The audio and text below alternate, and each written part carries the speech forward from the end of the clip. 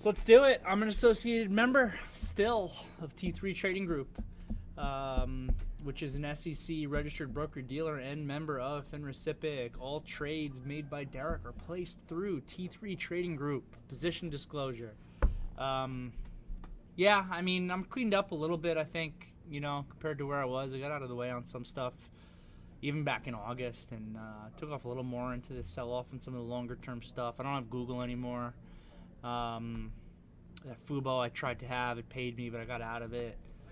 A couple other things. So, yeah, that's the position disclosure. So I guess with that said, let's get into the good stuff. Let's talk about charts, talk about markets. Gonna spend some time talking about the question Jorge had at the end of the day. All right. The S&P closed down 0.5%.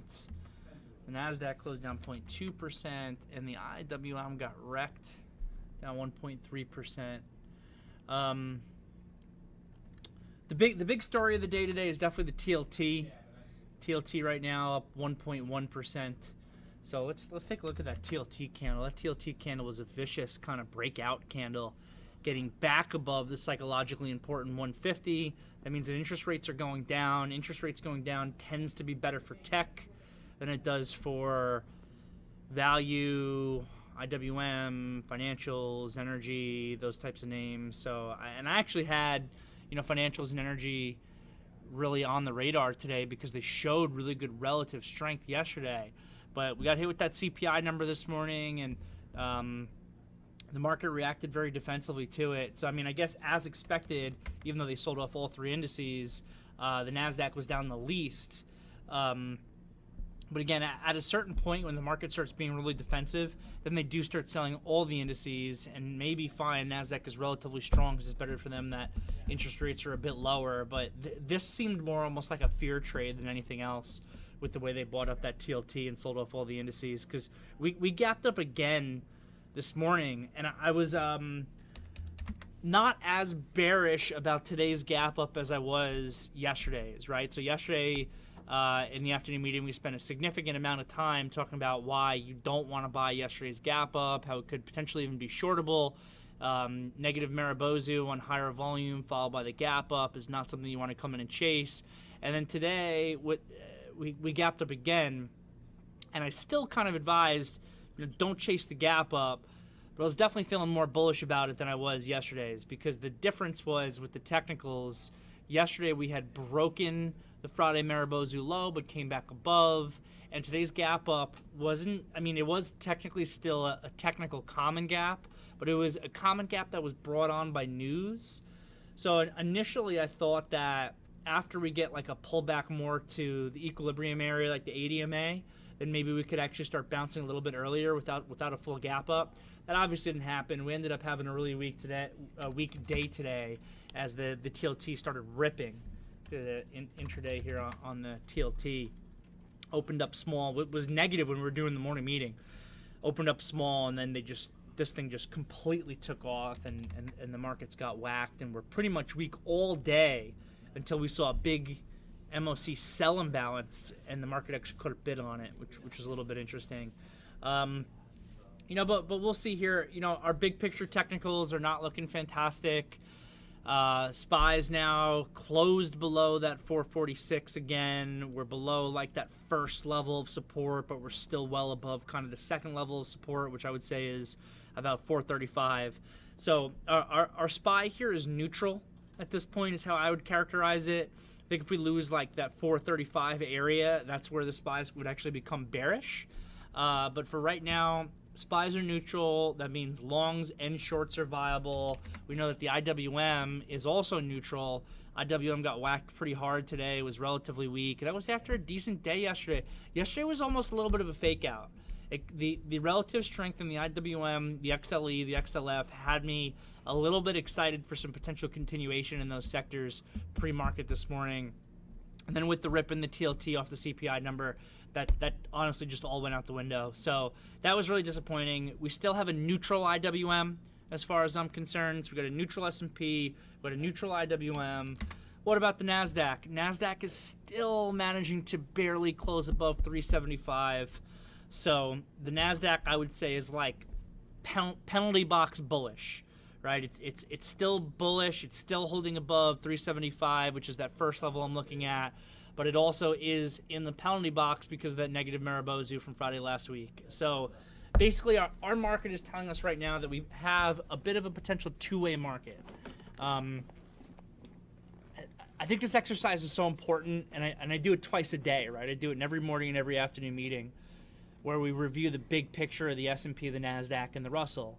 And based on that big picture, it's just going to tell you how you should be positioning. You know, if you're in a market that's bullish across the board, it's going to be easier to make money to the long side than the short side.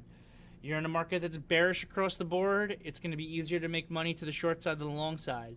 You're in a market that's neutral, and obviously there's other factors that you need to pay attention to also, you know, like degrees of extension and things like that. But I'm just kind of talking everything else held equal, which is a term from economics that I hate. Did I not fix my video again? There we go. So it's kind of a term from economics that I hate.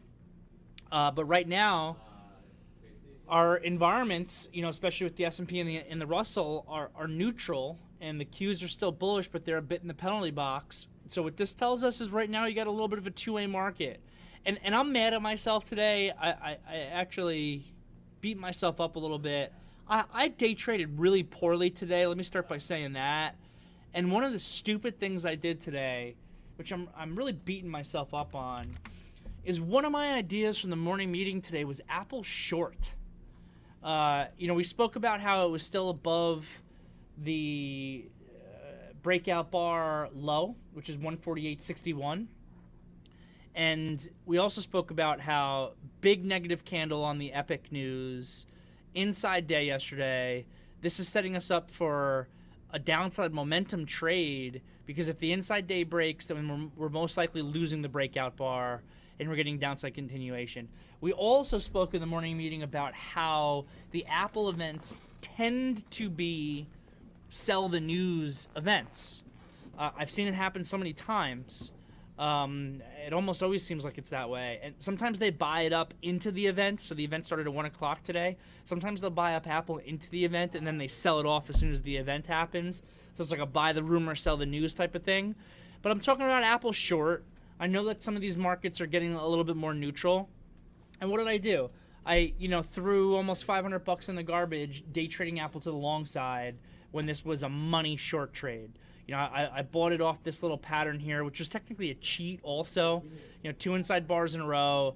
ADMA was nowhere near catching up. Really, this should be a momentum trade on the break of this inside bar. Instead, I'm kind of buying it during it and then getting stopped out on the break of this bar. And then I tried it again off this 150, and I got stopped out a second time. And I just threw this money in the garbage. And I'm sitting here looking at this loss I took day trading Apple to the long side, and I'm really annoyed at myself because it was literally written down on, you know, I have like a notepad or wherever where I write down my ideas based on my research. And I literally have Apple short on here, and I spoke about it in the morning meeting. I said you could try to be short versus yesterday's high, or you could wait for the momentum trade, which would be through the break of yesterday's low. Either of those trades worked. You know, you could have been shorting earlier on in the day, which I think is a little bit trickier of a trade, just because, again, with the news event coming, sometimes they do buy it up into that, and that is also part of what I was thinking when I was taking those day trading longs. But I know better than to take day trade longs that are against the daily chart. This daily chart from these last 2 days is not looking good, and I'm coming in, even though I have literally written down on my game plan sheet here, Apple short. I'm coming in, I'm throwing $500 in the garbage, going long Apple. Never took the short trade. Could have shorted off yesterday's high, or the breakthrough yesterday's low works perfect. You know, you short through yesterday's low. Yesterday's low is 148.75. So you short through yesterday's low as the momentum trade. You can see the volume pick up here at 148.75. Your perfect out is this tail high from the 5-minute chart, even though it's a 1 p.m. trade. 1 p.m. trades, you know, midday. I don't like to take midday trades too much, and a lot of times you're better off using a 15-minute chart. as a stop loss. But I mean, you could have kept it. You really could have kept this one as tight as using this 5-minute pivot high. And even though it did retrace back up, it never breaks that, so you never get stopped out. And you get some downside follow through on it. There was good money to make to Apple to the short side. And for me, because I have so many longs, it also would have acted as a hedge, because when I was bleeding out a little bit in some of my long swings today, it would have been nice to have an extra short. I mean, my best name today is AMC short. And I know it's not a hedge, right? I joke around sometimes. I say, oh, luckily I got AMC short to act as my hedge. My best name today was AMC short. A couple of my longs held up okay. Microsoft held up okay. Coursera held up okay. That VXX that I'm short, which is basically a long on the market, but it's such a garbage product, somehow still managed to make me money today. But outside of that, you know, most of my swing longs bled out today, which makes sense. You know, you got the Russell down 1.3% right now after hours here as we have this conversation. My swings are going to bleed out a little bit on me. And it would have been a fantastic day to actually follow through on my game plan and trade Apple. So I get frustrated with myself over stuff like that. It's like I tell you guys all the time, you shouldn't be upset at yourself if you do the right things and lose money.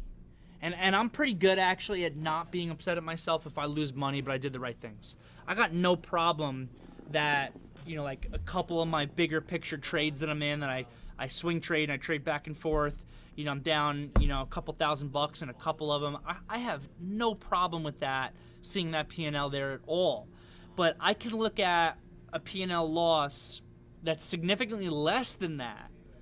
Like, you know, just staring at this $400 or $500 loss at Apple. To me, that overshadows the fact that I'm down, you know, a couple grand in this name and $1,700 in this name and $1,500 in this name and $1,300 in this name and $1,200 in this name. I don't care about any of that. What I care about is I did a couple stupid things trading today, that I didn't follow my game plan on stuff, that I lost money when I did the right research to make myself money. That's the stuff that I lose sleep about. That's the stuff that I beat myself up about. I really do. I can be really hard on myself. For people who know me well, they definitely know that. And I was really, really pissed at myself on the desk at one point this afternoon today. Just looking at a couple silly mistakes I made where, you know, again, it's one thing to do the right things and lose money. It's something else to basically take money out of your pocket and just toss it in the trash can.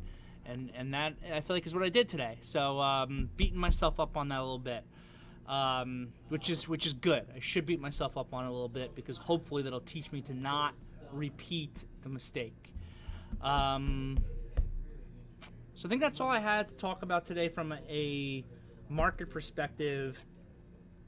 Jorge, who is one of our newer professional traders, I think you've only been with us for a few months, had some questions that he brought up before the market even closed in the VTF that I'll kind of go over a little bit. You know, basically he was talking about, you know, being a newer trader, struggling a bit in the beginning. You know, what are the right things to do? So let's talk about this pretty broadly. So I guess there's a whole handful of points that I need to try to make about this. So first of all, the learning curve in trading is big, right? The learning curve in trading is massive.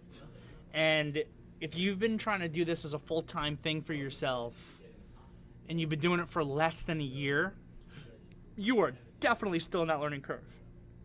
Heck, I've been doing this for over a decade and I'm still learning new stuff about trading all the time. So the learning curve never ends, but the learning curve is extremely steep in that first year. And the longer you're in the business, it kind of, you know, tapers off a little bit, where it becomes a little bit less steep. But, you know, for anyone who's part of the team here, and let's say you've been here for 6 months, or, I mean, ask yourself, anybody who's on the team here, who's been here for a year or less, you know, ask yourself where you're at with your learning and how much you know now compared to how much you knew when you were a month in. Even if you're, you know, whatever, 3 to 6 months into your career and you're still at that phase where you're struggling, just think about it not from a P&L perspective, just think about it purely from a learning perspective.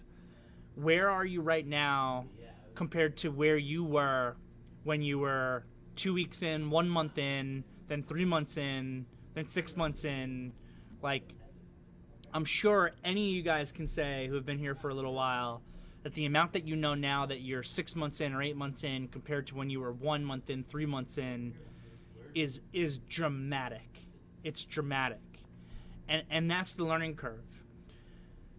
The learning curve also makes it so hard to make money when you first get started. Almost all traders, you know, even those who become very successful in this business, lose money in the beginning of their trading career. And that's why, honestly, I think it's so important to be part of a team like ours, because what our team is going to do, and by being able to participate in these meetings and the training program and everything else, that actually is going to accelerate yourself through that learning curve so much faster, and hopefully it saves you on making mistakes. It saves you on not having to learn things the hard way because you're learning things from the team as a whole.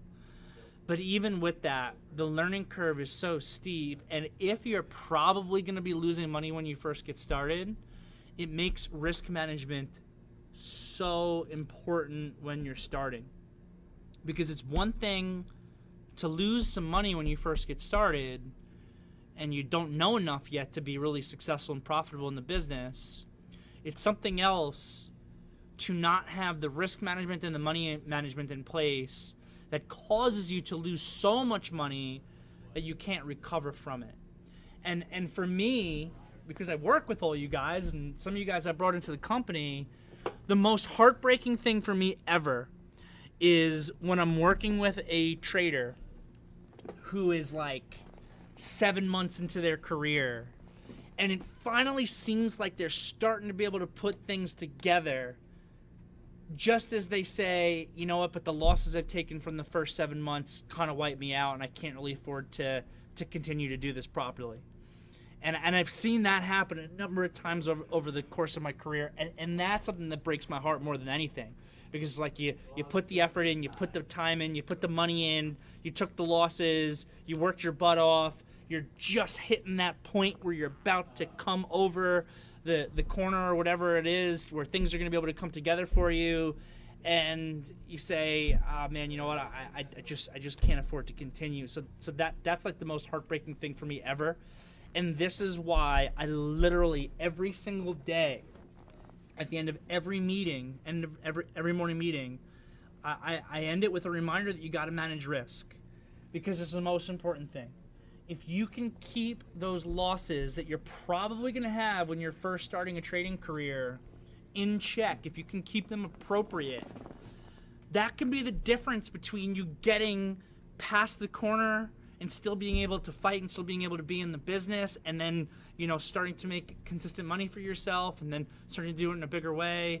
That can be the difference between getting to that point and getting through it and not, is the risk management that you had when you were new, when you first got started. And I still believe that you don't need to know a ton about trading, and you can actually be a profitable trader purely based off of risk management and money management techniques. Though it's not easy, it is possible. It's the key to the business when you're first getting started. You have to keep the losses in check, and it should be based on, you know, a percentage of your account. Whatever your starting account size is, you cannot allow yourself to ever lose more than, in a worst case scenario, 5% of it in a day. Ever. It cannot happen. If you ever, honestly, even regardless of experience level, but especially for new traders, if you are ever allowing yourself to lose more than 5% of your account in a day, you are setting yourself up for failure. You are setting yourself up to not be able to get through that learning curve properly unless you got really deep pockets that I don't know about. So it's so important. Know your account size, create rules for money management, create rules for risk management. Do not deviate from them ever, ever. We have a recency bias as traders. I was just speaking to somebody about this yesterday. We have a recency bias as traders. We always think that this trading day, this trade, this next trade, that is what matters. And oh my God, I'm down $1,000 today. I can't stop trading. I gotta make it back on the next trade. It's the wrong mentality. It's the wrong mentality. I don't know what else I can do except scream at this. And I love people who reach out to me and ask for ridiculous risk settings on their downside, because all you're doing is setting yourself up for failure on that. You gotta keep the risk numbers on the downside tight, especially when you're getting started, you're going through the learning curve and you don't even know your left foot from your right foot yet. That's how you keep yourself in the game to get through the learning curve to actually be able to become successful. So whatever your number is, and again, that number is going to vary from person to person based on your background and capital access and things like that. Whatever your number is, don't lose more than it. I don't care what the excuse was. If your number is $500, there is never an excuse to lose $502. I don't care. I don't care what anyone says to me, and I'm starting to get fired up about it because I see people do this. If your max loss that you cannot allow yourself to lose more than is $500, you cannot lose $502. You're setting yourself up for failure, and I don't care what the next trade is. The beautiful thing about the market is it is an opportunity creating mechanism. You do not have to be in every trade every day, and you're never going to catch every move that happens in the market. And the market's going to be here tomorrow, and it's going to be here the day after that, and it's always going to be creating new opportunities. If you are down $499 and $500 is your max loss, I don't care if you're telling me you're trying to risk $10 of the next trade. Don't press the dang button. Don't do it. You're setting yourself up for failure. That's the number one reason. It's the number one reason why people fail in this business is they allow their losses to be bigger than they should be. At the end of the day, trading is as simple and as difficult as making more money than you lose. At the end of the day, it's just a numbers game. And this is why I tell people all the time, because I used to spend countless hours doing this. Take time when the market's not around.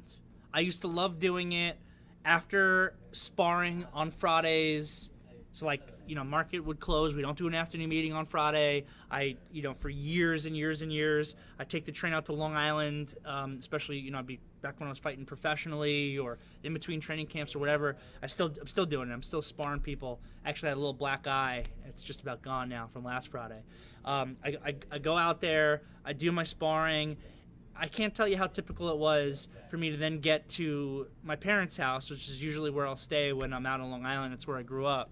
Get back to my parents' house, go on the computer that's there, open up an Excel spreadsheet, grab myself a beer, and sit there and play with numbers. And when you sit there and you play with numbers, you're going to see exactly what I'm talking about. At the end of the day, this is very specifically a money management game. It's a numbers game. It's about putting yourself in the position, very simply, to make more money than you lose. And doing it every single day and doing it consistently over the long run.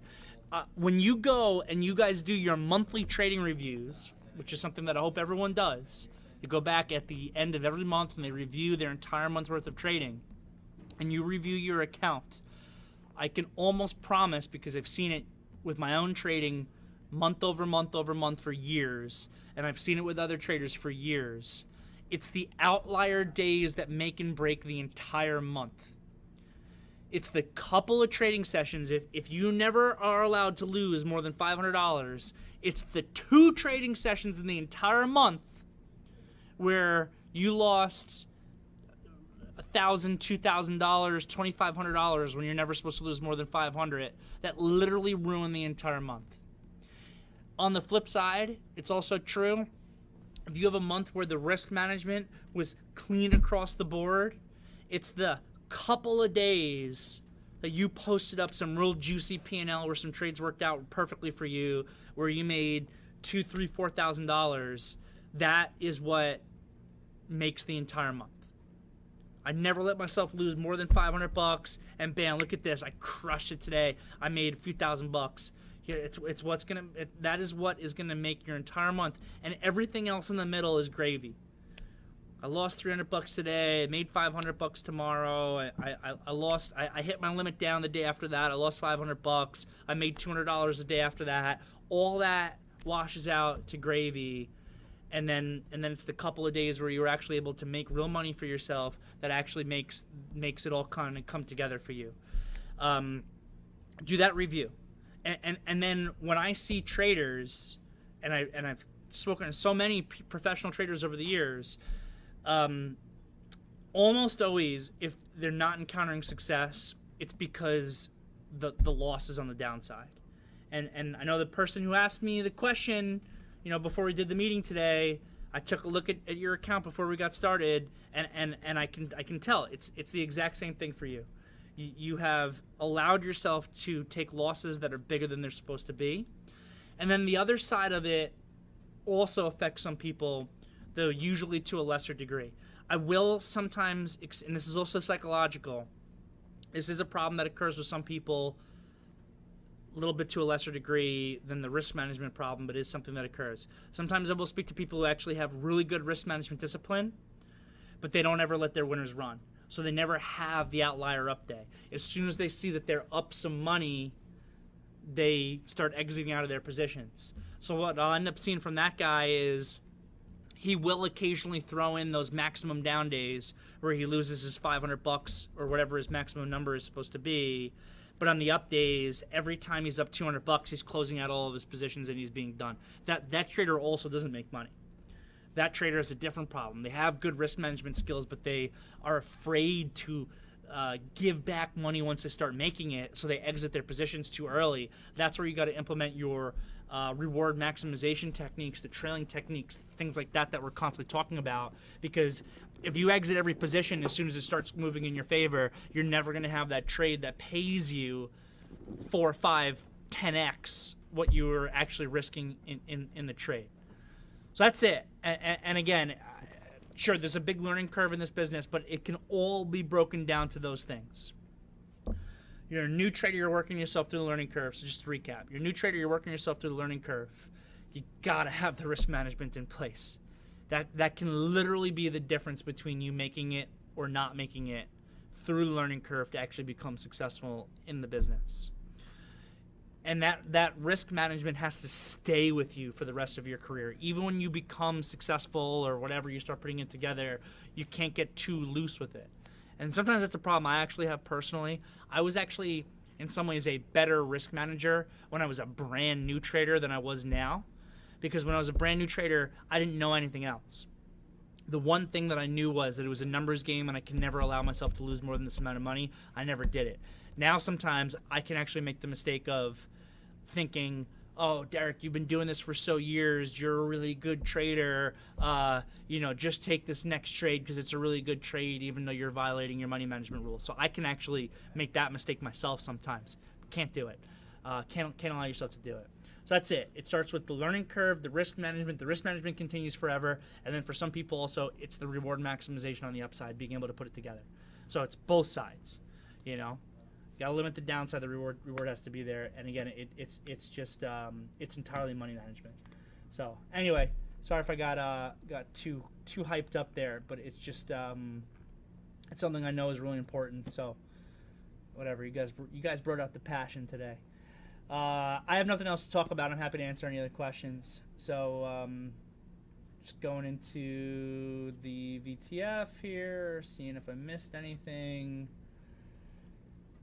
Ariel saying that Apple's down 9 out of 10 is on events. I guess that means 9 out of 10 days. Yeah, I definitely believe that, just anecdotally based on what I've seen. Yeah, I don't know about punching the desk. I did that once today. I used to fight professionally, and hand injuries are a very common thing in professional fighting, and I managed to never hurt my hands fighting professionally, but I broke my knuckle trading. And it's never been the same.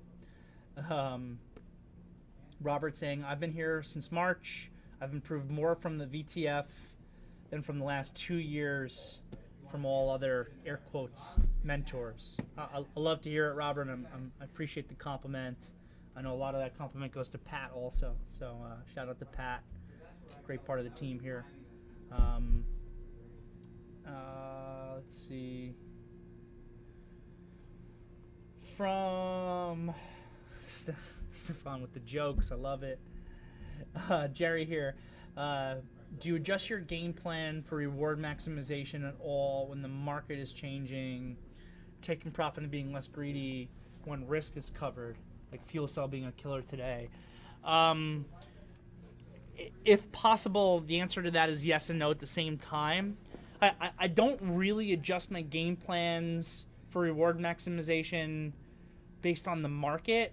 I think the market changes the trade types that I take, and the trade types that I have different game plans for reward maximization, if that makes sense. So for example, in a really strong, grindy, uptrending market like we've kind of experienced, and we're implementing those reward maximization because we're taking a lot of breakouts and with trend trades and things like that, then you're going to have a certain game plan to maximize reward that makes sense.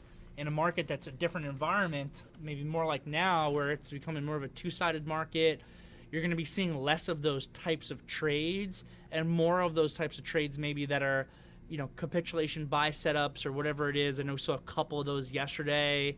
And those are going to inherently have game plans that have less greediness in the reward side of it because it's starting as a smaller time frame counter trend trade or something like that. So that will have me be less greedy. You're going to find less of them. And I know fuel cell was a focus that we spoke about in the morning meeting. That's the example you just brought up here. Yeah, this tail here is killer. We spoke about 650 as the daily breakout. I know some of you guys even started early on that. So 650 is what I would have looking at. But some of you guys were even ahead of time. And this thing gave this disgusting V-top here and came all the way back. So you probably gave back a lot of open profit in it. I do that sometimes myself. It's definitely disappointing. If you're trailing tight, honestly, if you were trailing tight, the best stop you could have had was probably this one, maybe this one if you were being super tight. But the way this V-topped, you're probably giving back a lot of profit. So definitely brutal there. Sometimes it's kind of the way the cookie crumbles, You probably had the right game plan to be greedy with it. I think I even advised someone here in the VTF or, don't sell it all. Like it was at like 675 or something, and someone was talking, I just sold some more or whatever. I was like, don't sell it all. You got a good price. Make sure to start being greedy on some of your stock because who knows where this thing's going to run to if they start squeezing it. It gave that sick move all the way up to 750 before kind of V-topping, coming all the way back. So if you get back a lot of open P&L and fuel cell, I think you did the right thing. So that is kind of my answer to you, Jerry. I don't want to overcomplicate my approach. I got game plans. I've got these trades. I'm looking to maximize my reward. Part of it is also, I don't talk about this as much, but a lot of the best traders I know make their money in chunks of the year. So, I know guys who are $1 million traders, and they'll make that $1 million. Really, they make it in just 2 or 3 months of the year, and the other 8-9 months out of the year or whatever it is, they're kind of more eking out a living for themselves. They're having break-even months. They're having months where they're making a little bit of money, but they're not really making that big money. And it's just a few of the months of the year where the market was really conducive to it, and they recognized that, and they had the positions on, and everything worked in their favor. They absolutely crushed it. So you're going to have market environments where, you see more things like this that give these V-tops and come all the way back, and that limits your profitability. And you're also going to have market environments where they, work out really well for you.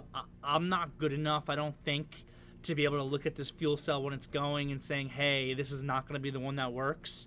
So I try to keep things, pretty, simple as much as I can when it comes to those game plans for reward maximization. But that's all stuff to consider. Cash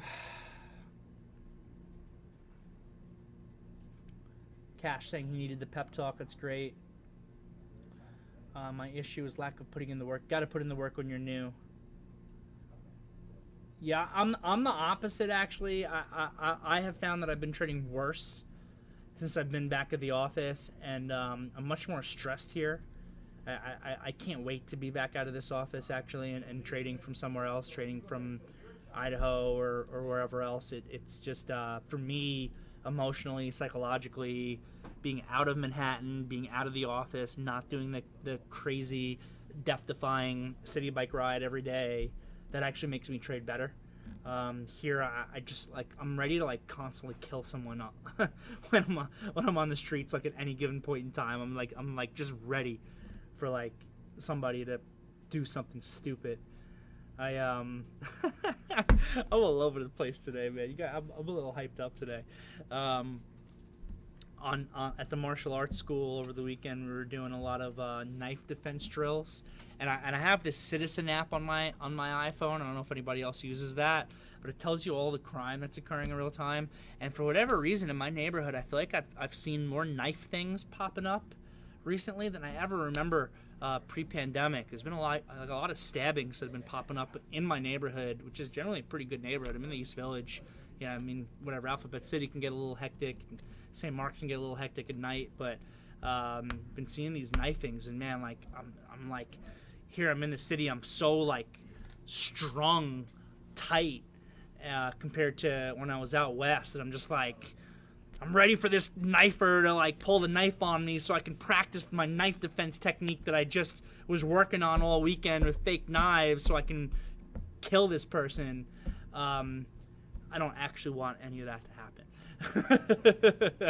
But it's like almost how I feel sometimes. So I can't wait to not be in an office and to have my emotional support horses in the backyard again, because I was trading so much better out there, I feel like, than I actually was here.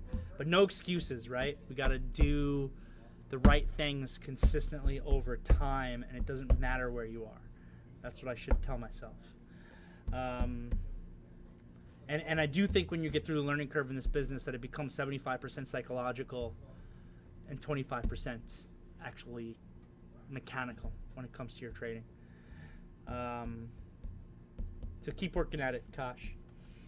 Ernest here from YouTube, thanking me for the education. No problem. Happy to help. If you have a moment, would you talk on taking capitulation counter trend trades? I've attempted to make more trades during pullbacks, but usually without much success. I don't have a great example today.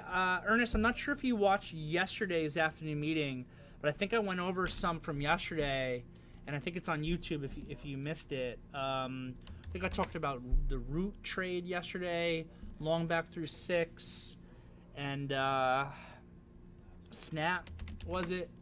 Yeah, snap here. So the thing about the capitulation trade is it's really a very selective trade, okay? It's actually not a trade that you see a whole ton of.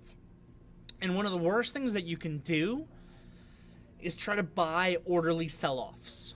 Like when the market is just like in that steady downtrend, that steady kind of grind lower, and the sell-off just feels very like algorithmic and orderly. Trying to come in and buy those is so hard. So when you're taking the capitulation trade, it's really not a trade that you necessarily see every day or that you kind of see constantly appearing in front of you. It's a trade that you actually need to be very selective on, because you need to have several factors all come together in order for it to be a good trade. Those factors are extension and volume, and the candlestick that creates the trade, and ideally a bigger picture chart or bigger picture trend that's in the favor of the direction that you're trying to buy in. So for example, Snap, right? I like the direction the company's going in. I loved the last earnings report that they had. I love the growth that the company's doing. I love how, yesterday it was really bearish, but overall this thing's been a pretty bullish chart, bullish consolidation. It's been holding the $70 support. $70 we know is a really key level. So I have multiple things here on the big picture. I know $70 is a really big key level. Now the small picture, what do I get?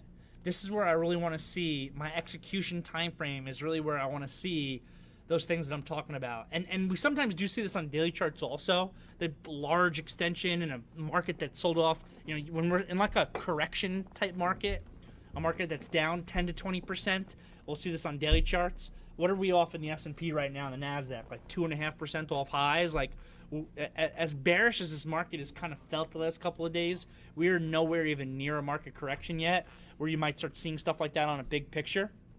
But small picture, we are seeing it. So, like, you want to see volume maximize on or about the low. You ideally want the low candle that you're buying off of to be a hammer. The snap candle here is actually not what I would classify as a hammer. The body is a little bit too big. The tail is a little bit too small. But to make up for that, we have the big 70 daily level, right? That it's having support into. So the candle here on snap is not ideal, but given the 70 level being that important, it's close. Volume doesn't maximize on the bottom candle, which would also be ideal. The volume actually maximizes on the candle before it. That actually happens a decent amount also, and it's not terrible. You definitely have the extension on the time frame. So like the area that you're probably buying is somewhere in this thing between 70 and $70.25. So I want to make sure that the space between my entry price and my stop loss, which is the low, is going to be at least 1-to-1 with the space between my entry price and the ADMA on that time frame. So if the ADMA on that time frame is at 71.73 and the stock here is at 70 quarter or so, and I'm taking on, what's this low? Low is 82 cents. So if you're buying, let's just say 70.20, you're taking on 40 cents worth of risk, but the ADMA is $1 up. I need that to be at least 1-to-1. Why do I need it to be at least 1-to-1? Because I know when I get the hammer capitulation buy set up with the extension of the volume, that I typically have a little bit better than a 50% probability of getting a retracement back to the ADMA. So I need the distance between the entry point and my stop loss to be at least 1-to-1 with the distance between my entry point and the ADMA itself. And I need to have all that for it to be a good trade, right? So again, it's the volume maximizing with the extension. Ideally, you want to have the hammer candle, and ideally, you want to have the daily chart coming in place. The more of that stuff you can have in line, the better. But you need to have the extension in the volume. Or otherwise, I really don't ever have any interest in the trade. And then so all those things need to come together and line up in order for you to be taking that kind of counter trend trade. And then you need to have a game plan for the trade that's not overly greedy because it is a counter trend trade. So when you're with the trend, I'm an advocate of keeping a large percentage of your position for reward maximization for a trailing strategy. Somewhere between 25 and 50% of your position when you're with trend is an ideal amount to keep and to trail for reward maximization on with trend trades like breakouts. On counter trend trades like this, it's going to be more like 10 to 25% of the position. So significantly less of your core position. You still want to sell enough to get the risk covered. You want to sell probably more at the ADMA. You want to sell more at the 21 EMA. And then keeping much less because trends tend to continue. So once you get this snapback, it is very likely that this low is eventually going to break after the snapback. So you want to make sure that you've booked enough money where you're going to be making money on this if it gives you the retracement and then fails. And then you're keeping a much smaller percentage of your position, 10 to 25%, just in case this retracement higher does become a reversal, especially if you got the bigger picture on your side. So I hope that helps. Ernest, if you become part of the team here, my candlestick class goes into this in great detail, and you'll be able to check that out. Next here from CC64YT. Thanks for sharing your bad moments. I'm happy to do that. So many people just talk about their wins. Yeah, for me to have the impression that I'm the only idiot losing money. You're not the only idiot losing money. Sometimes I'm the idiot losing money. And look, guys, I'm actually a big believer in this. If you're ever hearing anyone who talks about, that trading is only ever been sunshine and rainbows for them, and They've never had a trading slump in their career. They've never made mistakes in their career. They've never done the wrong thing. They've never made a bad trade. That person is lying to you, and you should run the other way. The T3 team here has been trying to get me more involved in social media, YouTube, stuff like that. They're trying to create like a TikTok for me. Like I'm doing some TikToks, which I'm still feeling a little uncertain about. I don't know about TikTok for me. YouTube is better because it's a little longer format, so I can provide you guys more real information. But in the pursuit of them trying to do some of this TikTok stuff for me, I've downloaded TikTok and I've been following along with like the trader world in TikTok. Oh my God, the amount of garbage in there makes me want to like jump out a window. It's all these videos of like, these are the 5 stocks that are going to make me rich by the end of 2021. And then like lists off 5 stocks with a chart. Like, this is garbage. There's all this stuff in there about like, my guy made, his $5,000 account $1 million by the end of his first month trading, come pay to be part of my team.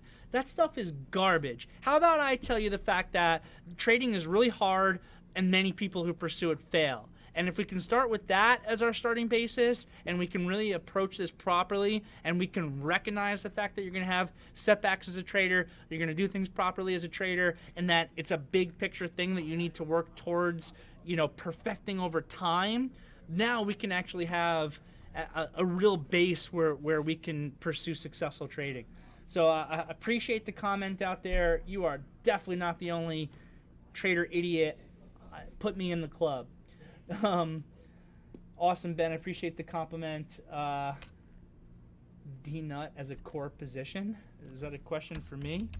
I don't know. I struggled. I said this from the IPO, and I said right on the IPO day, I was like, I struggled to believe in Krispy Kreme as a company, and then it had a killer first day, and it's kind of been a garbage stock since then. I don't really have an opinion on this one. $17 is a key level that it needs to get back above. Next here from GQ. Not sure if you ever discussed this. Have you ever blown up an account? Sorry if that's too personal. I hit a really big trading slump where I lost a good bit of money and had to put more money into my account. So I don't know if this counts as blowing up or not, because I had taken money out. I'd taken profits out over time.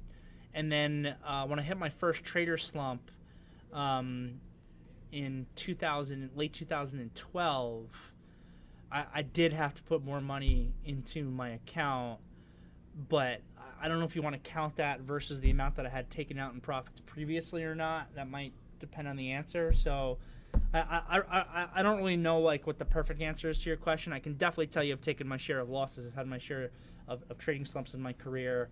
And, we can talk about the right thing to do when you're in those situations in order to potentially come back from it.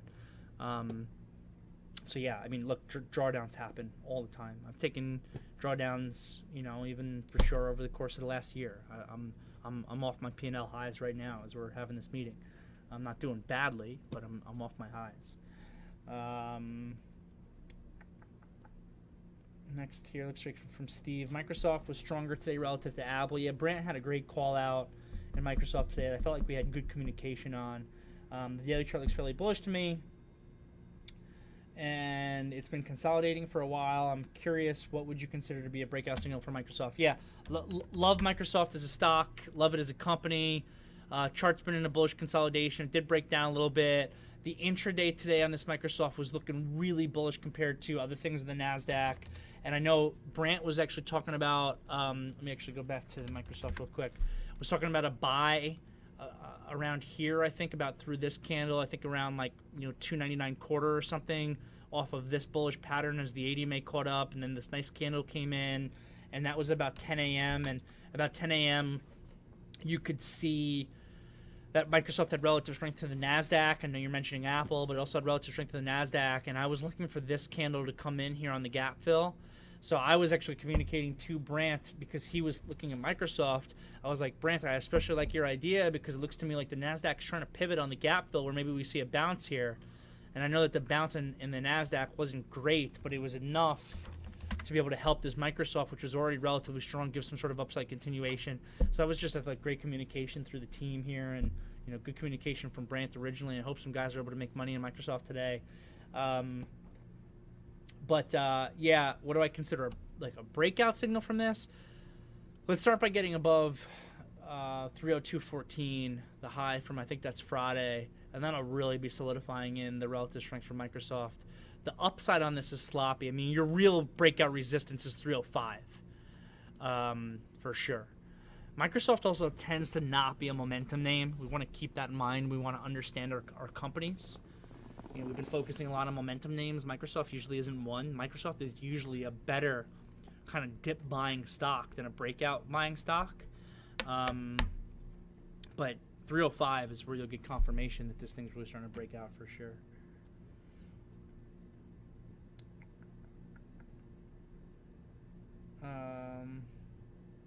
Luke asking, Apple and Q is red tomorrow. They're starting to get pretty beat up. I know Yom Kippur's not till Thursday, so we probably keep going down till Thursday, right?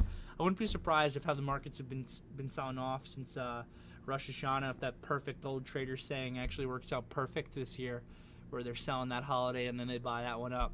Will it be red tomorrow? Will it be green? I'm going to look at my crystal ball. My crystal ball is looking cloudy. I don't have an answer for you. It's hard to say. We got to assess tomorrow morning and see how the gap looks on this market versus yesterday's low. And we did tail back a little bit on Apple, but we also got some bearish continuation. Apple looks a little bit broken to me. So, it broke back down on some levels that it shouldn't have. So it looks very neutral to me. When it's very neutral in this area, it's hard for me to have strong conviction to tell you if tomorrow is going to be green or not. The Nasdaq is still bullish. It is still above its key 375. So basically what that means from a probability perspective, if I had to close my eyes and guess, Apple probably has a better chance of being green than red tomorrow. Apple is probably more of a coin flip at this point. But obviously they affect each other. So I don't know. We'll see tomorrow. We can assess in the meeting. Is there any occasion when I trade something for a 1-to-1 risk reward? Not usually if I'm trading smart. Sometimes I do things I shouldn't, and it's a 1-to-1 and I just take it. But no, honestly, not usually. I'm usually looking for more than that, or it's not worth it being in. I'm not right enough to be able to make money consistently off 1-to-1s.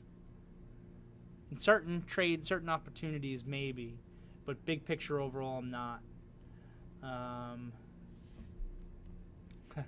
Cash, I won't tell your wife that you said that. Don't worry.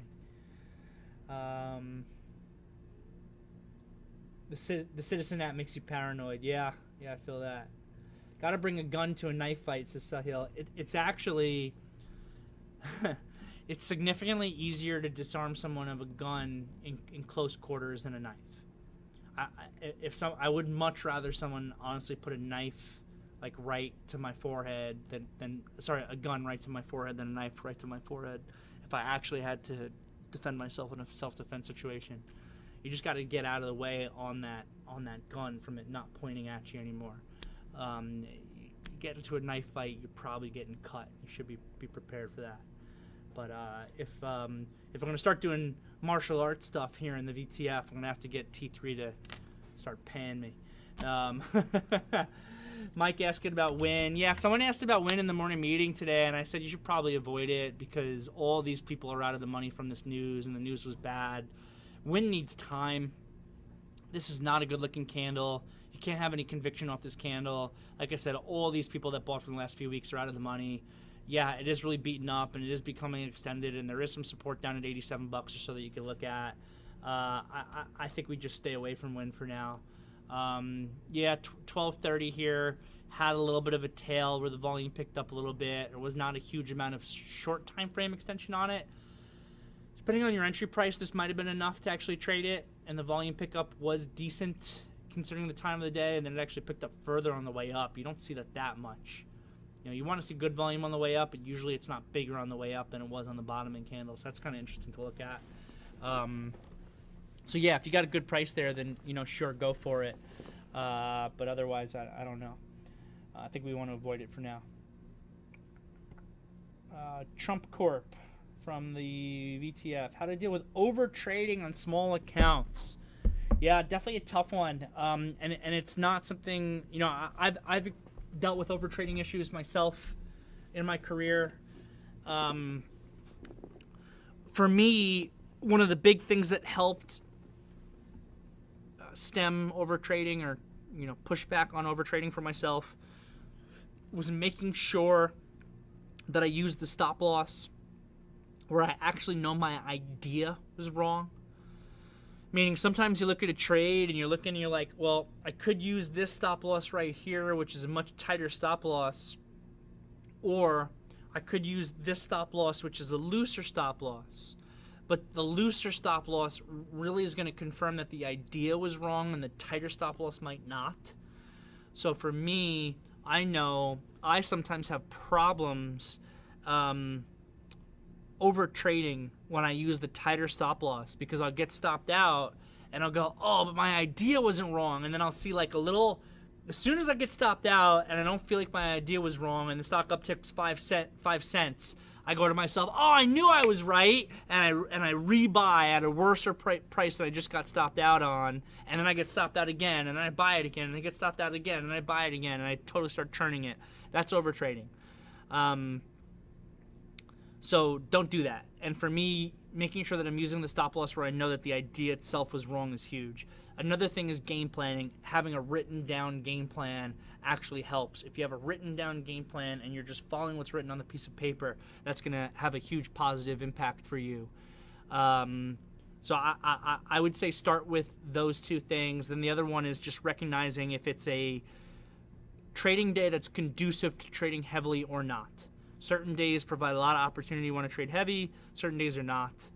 These are one of the things that my team and I try to tackle every day in the morning meeting. So I would say that you should become part of the team.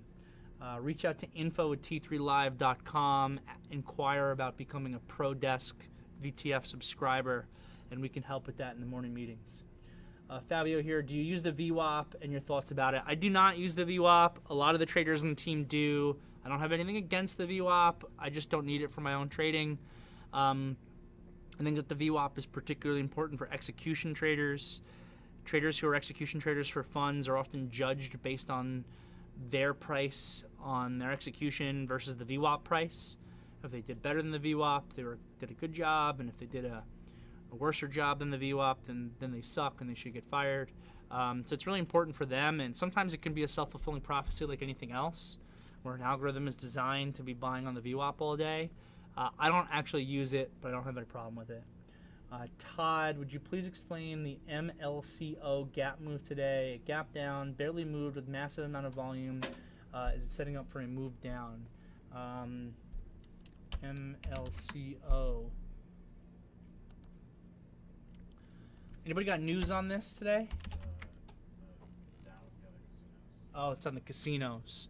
Yeah, I don't know this Melco specifically. I'm going to go ahead and assume that they have exposure to Macau in China. So there was news that hit Win, LVS, I guess it's MLCO. There was news that came out of Macau this morning, and it sounded like a really scary headline.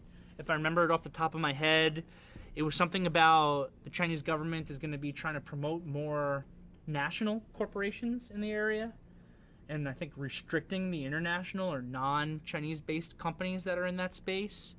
And that hit these really bad. So the gap in MLCO today is really more of a news gap than it is one of those technical gaps that I define in my gap class, like common gaps and breakaway gaps and continuation gaps and exhaustion gaps. And those are more technically based gaps. This is more of a news gap.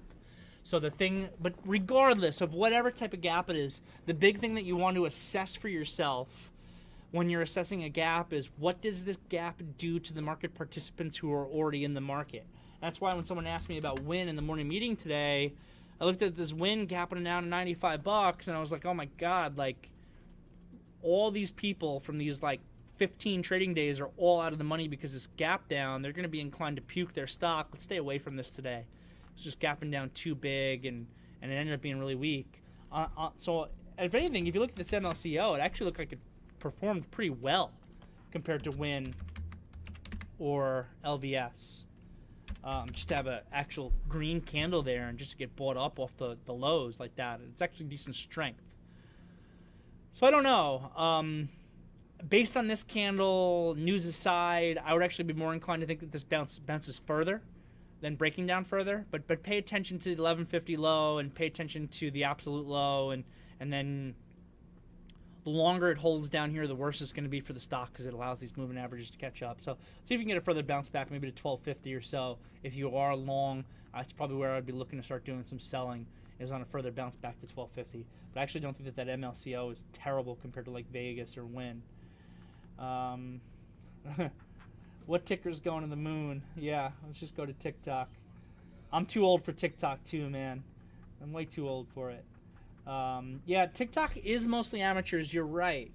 Which is why maybe it's an opportunity. This is kind of the pitch that they're having for me, is trying to get me involved. Maybe it's an opportunity to actually be one of the first people who's legitimate to get on to that and actually build up a following. So I don't know. It's hard to communicate valuable information in 1 minute, is what I'm learning though. Like the biggest thing I can do in TikTok is try to give like a little mini teaser lesson that lasts for a minute, and then be like, check out my YouTube or check out the ProDesk VTF to actually learn, because you're not going to learn in 1 minute. Yes, that's right, Diego. The market environment changed. That's the number one reason why experienced traders go into slumps, is because the market environment changes and they fail to change with it. No problem, Steve. Take it easy. Microsoft, I think we spoke about already. Yeah, there's just some weird orders kind of going off. I saw my P&L moving hugely. All right, I think I covered everything here, which is good. It's getting a little late. Yeah, Crocs today, man. Crocs is the truth. Crocs looks great on its daily chart. Broke out today on high volume. Definitely looking good.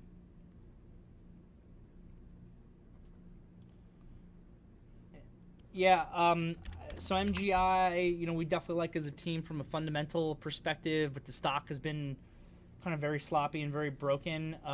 We saw some, you see the bigger volume here today? We saw like 3, I think, large block trades go off that are represented by this volume, and I think it was this volume. So that's always interesting to see. You never really know exactly what to make of it. But sometimes that could be like the end of a big seller, like some big seller is net by some big buyer, and then the stock starts turning around. Sometimes you see that.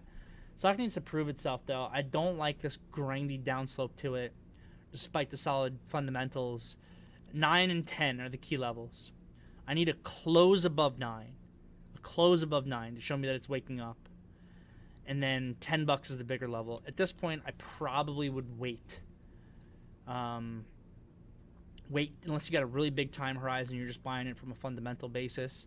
I would wait for clarity by this thing clearing back above 9 to actually get involved. All right, that looks like it's the last question of the day. I am going to end it. I'll see you all tomorrow. Check out Derrick the Trader on YouTube. Give it a subscribe. Check out @ProDeskVTF on Twitter. Give it a follow. If you're on TikTok, I'm on there too, I guess. You can follow me on that too, whatever. Take it easy, everybody. Have a good night.